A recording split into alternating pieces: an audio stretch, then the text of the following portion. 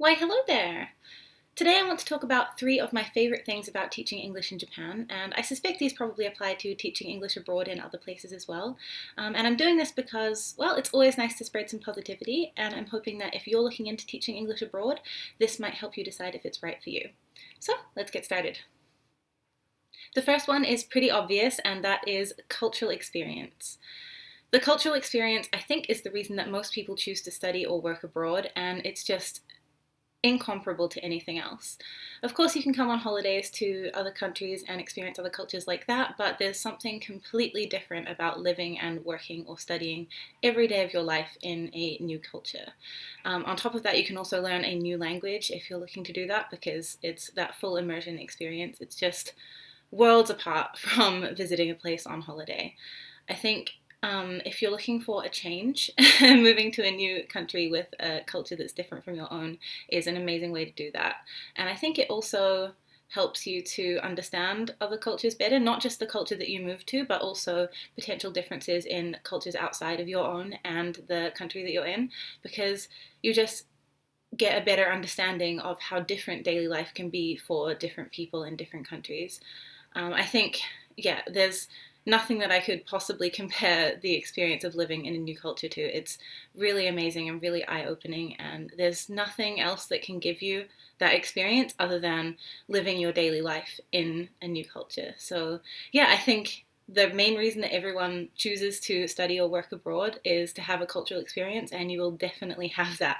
Whether you enjoy it or not, you'll definitely get that experience. So I think if that's what you're looking for, then absolutely try applying for jobs abroad, because it's just, I don't even know how to describe it. It's just a really, really amazing experience.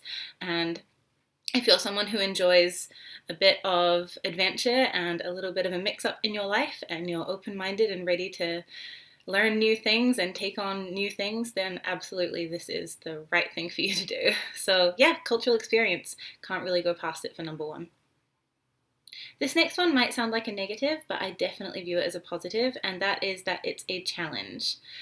So, moving to a new country and culture and living there is going to be challenging in almost every way that I can imagine. And it's an experience that you can't really replicate in any other way, right? So, you're going to face challenges and things that you never even imagined that you'd have to face, and you're going to either overcome them or you're not. And the thing is that both of those things are positive.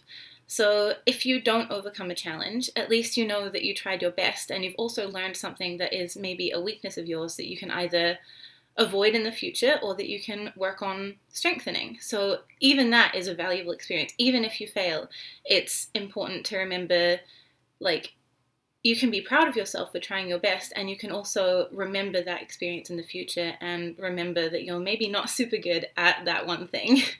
And then, of course, if you succeed in overcoming a challenge that you never anticipated and didn't prepare for, you've learned about yourself. You've learned a strength that you have. And you can be really proud of yourself because you were put in a situation that you didn't expect and didn't anticipate, and you did really well. So I think both of those ways are really valuable learning experiences about yourself. And I can't really imagine any other situation that is challenging in the same ways. So I think it's just a really invaluable experience if you're looking to kind of test yourself, maybe learn about yourself a little. I know I've learned more about myself in my 3 years living here than I learned for a long time before I moved here. And it's because when you're put in new situations, you see new sides of yourself. You see new parts of who you are that you maybe hadn't seen before. And that's something that I wouldn't change for anything. Like, I'm so, so grateful to have had that experience. And if you're looking to learn about yourself, learn about the world, I definitely recommend living and working abroad if you can. So yeah, challenging, but good. This last one I had difficulty putting into words, and I eventually decided on the people. So this sounds a bit weird, but what I mean by that is, when you first arrive in a new country with a new culture and a new language, you will be basically a baby to start with. You will need help with a lot of different things.